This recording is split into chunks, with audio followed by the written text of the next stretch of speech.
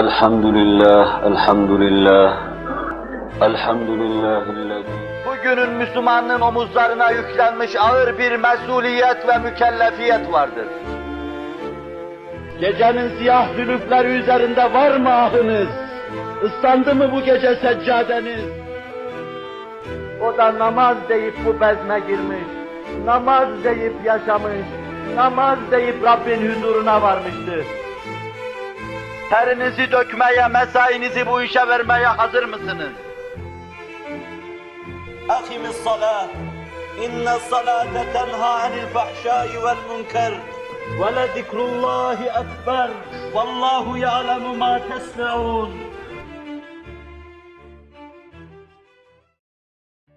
Muhterem Müslümanlar,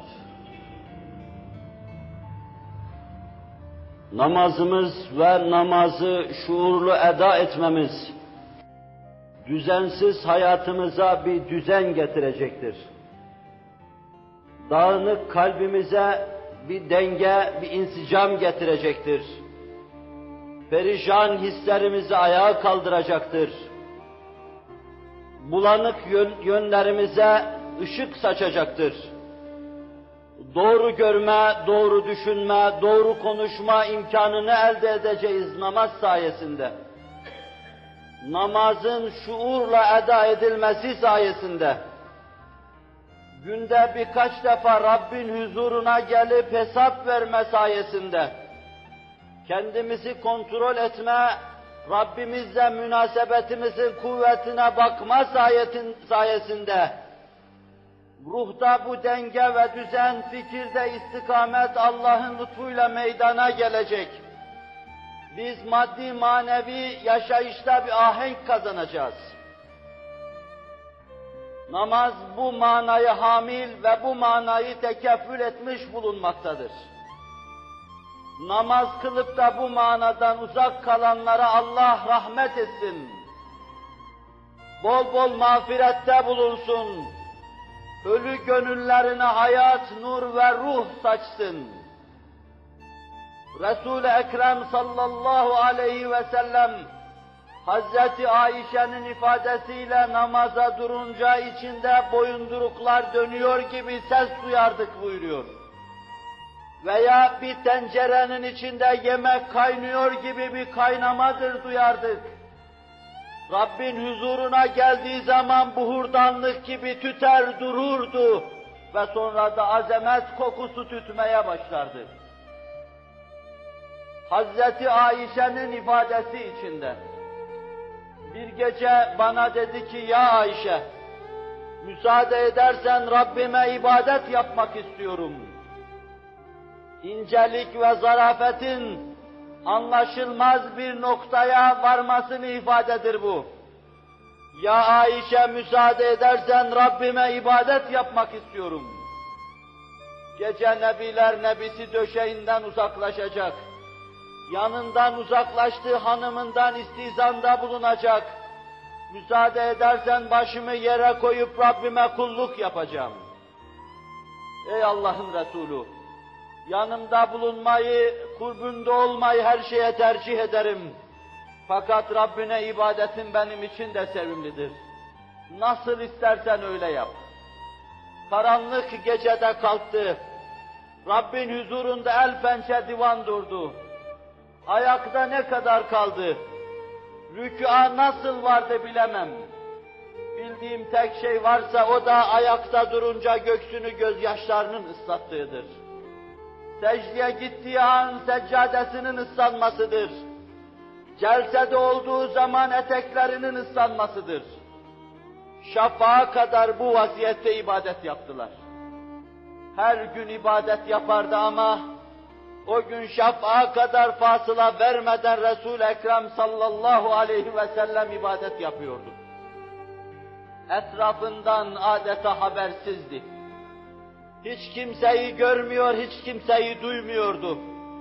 Görmesi ve duyması gereken şeyde fani olmuş, müstarak, kendi vecdi içindeydi. Bilal es-salah diye kapının önünce seslenince, hala onun o müstarak hali devam ediyordu.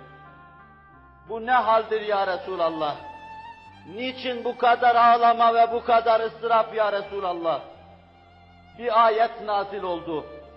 اَلَّذ۪ينَ يَذْكُرُونَ اللّٰهَ قِيَامًا وَقُعُودًا وَعَلَى جُنُوبِهِمْ başı da var. Göklerin ve yerin yaratılışında tefekkür ederler. Başı bu manayı ifade ediyor. اِنَّ ف۪ي خَلْقِ السَّمَاوَاتِ وَالْأَرْضِ. Ama Resul-i Ekrem kendinden istenen şey ikinci ayette onu harfiyen yerine getiriyor. اَلَّذ۪ينَ يَذْكُرُونَ اللّٰهَ قِيَامًا وَقُعُودًا وَعَلَى جُنُوبِهِمْ. Onlar ki tefekkür edenler, hayatı bilenler, hayatın gayesini idrak edenler, Rabbin kendilerine diktiği ideal ufkuna doğru koşanlar, Rabbin rızasını tahsil istikametinde soluk soluğa gelenler. يَذْكُرُونَ اللّٰهَ قِيَامًا. Ayakta Allah'ı anarlar. Resul-i Ekrem ayakta Rabbini anıyor, şakır şakır gözyaşı döküyordu. وَقُعُودًا oturarak Rabbini anar. Oturarak Rabbini anıyor, şakır şakır gözyaşı döküyordu. وَعَلَى جُنُوبِهِمْ yan gelip yatarken veya başını yere korken, secdeye kapanırken Rabbini anar, başını yere koyuyor. أَقْرَبُ مَا يَكُونُ الْعَبْدُ مِنْ رَبِّهِ فَهُوَ سَاجِدٌ فَأَكْثِرُ الدُّعَاءَ فِي السُّجُودِ. Fehvasınca hareket ediyordu. Kulun Rabbine en çok yaklaştığı an ve hengam, secde anı ve hengamıdır. Orada çok dua edin. Belki dakikalar geçiyordu. Yüzü yerde Resul-i Ekrem sallallahu aleyhi ve sellem, Allah Allah Rabbi la üşriku bihi şey'a. Allah Allah Allah Rabbi la üşrik bihi şey'a. Allahümme inni zalemtu nefsi faghfirli. Subhaneke ma a'zeme şe'nek. Subbuhun kuddusun Rabbuna ve Rabbul melaiketi ve ruh diyordu. Subhane Rabbiyel Ala çekiyordu. Feassamtu bizil mulki vel melekut. وَاَتَسَمْتُ بِذِلْ عِزَّةِ وَالْكِبْرِيَاءِ وَالْجَبَرُوتِ diyordu. Rabbi bütün azamet ve celaliyle, anmak suretiyle içinde bir heybet ve dehşet hasıl ediyordu. Ayakta ağlıyor, oturarak ağlıyor, rükûda ağlıyor ve secdede ağlıyordu. Bu gece ayet nazil oldu. Veil olsun bu ayeti okuyup da tefekkür etmeyene. Veil olsun bu ayeti okuyup da içinde mevcelenme hasıl etmeyene diyordu. Resul-i Ekrem sallallahu aleyhi ve sellem haşyet ve saygıyla Rabbin huzuruna geliyor. Edeple o huzurun adabını yerine getirmeye çalışıyor. Bir lahza kul olduğunu hatırdan çıkarmayarak Rabbin mabudiyetine karşı nasıl kulluk yapmak gerekiyorsa öyle kulluk yapmaya çalışıyordu. Zaten bir insan Rabbin huzuruna ona bu vazifeyi yapmak üzere gelince başka şeyleri düşünmesi mümkün değildir. Düşünüyorsa huzura gelmemiş demektir. Bir sabır ve taksim yapalım. İnsan ya kalbiyle beraber Rabbin huzurundadır veya başka alemdedir. Rabbin huzuruna kalbiyle beraber gelmişse, ayar ocağına karşı sırtını dönmüş başka ateşte yanmakta ve püryan olmaktadır. Yanmıyorsa şayet, huzurda kalbiyle bulunmuyor demektir. Kalp başka bir vadide, ceset başka bir vadide, Allah'ın bir yarattığı şeyleri parçalamış, ikiye bölmüş, bilmeyerek hafi bir şirk içine girmiş ve yine bilemeyerek Rabbisinin huzuruna gelmiş. Sahabi anlatıyor bize. Abbad İbni Bişri anlatıyor sahabi bize. Sahabinin namazında esneme hiç görülmediğini söylerler. Namaz odur zaten. Esneme görülmediğini söylerler çünkü tam huzurdadır. Buhari Müslim vakayı naklederken, Ebu Davud'un Süneni'de naklederken bize isim vermiyorlar ama mazi yazarları bize isimleri veriyor.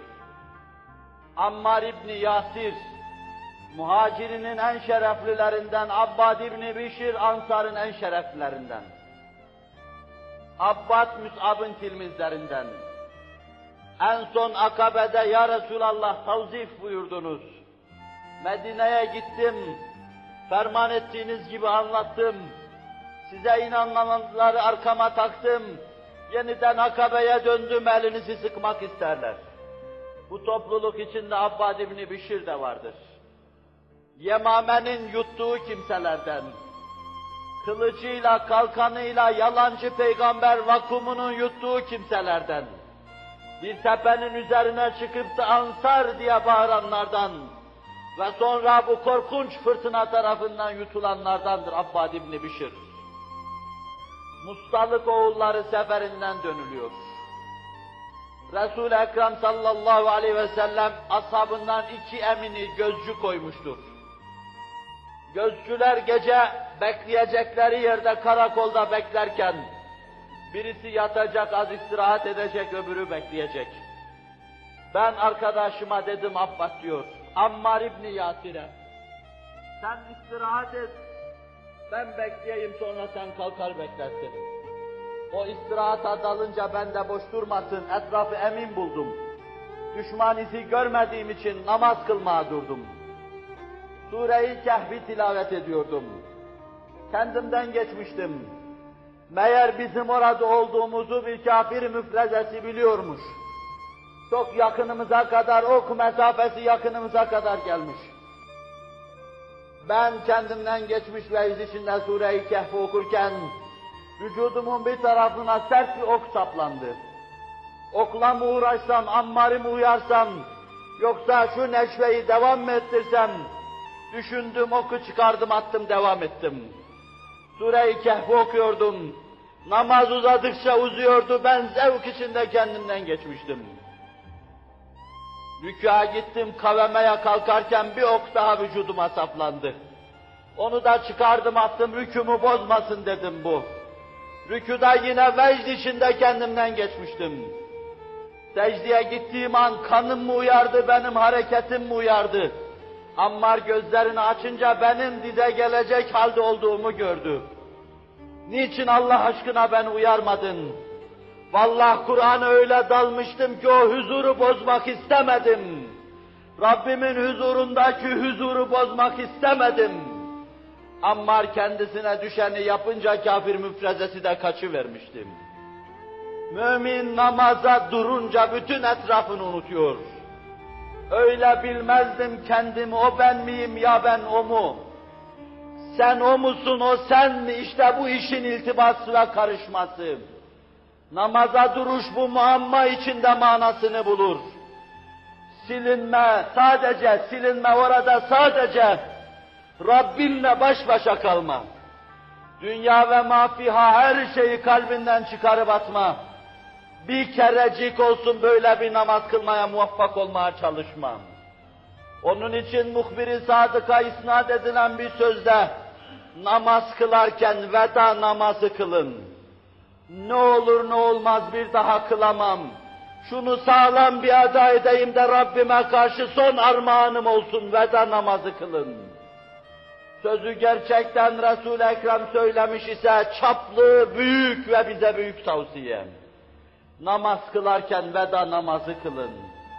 Şu cumayı veda namazı olarak eda edin. Elinizde yaşama teminatı, birkaç gün idrak etme teminatı yoktur. Son namazınız olabilir. Her namaza dururken bu hava içinde durun.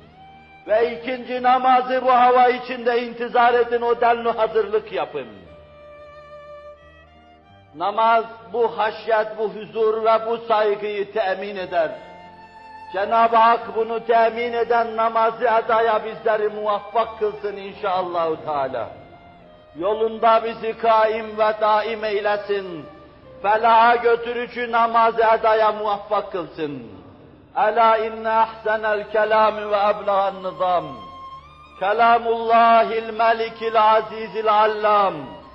Kema kâlallahu tebâreke ve teâlâ fil kelam. وَإِذَا قُرِئَ الْقُرْآنُ فَاسْتَمِعُوا لَهُ وَأَنصِتُوا لَعَلَّكُمْ تُرْحَمُونَ أعوذ بالله من الشيطان الرجيم. بسم الله الرحمن الرحيم. إن الصلاة تنهى عن الفحشاء والمنكر. صدق الله العظيم وبلغنا رسوله النبي الهاشمي الكريم. بارك الله.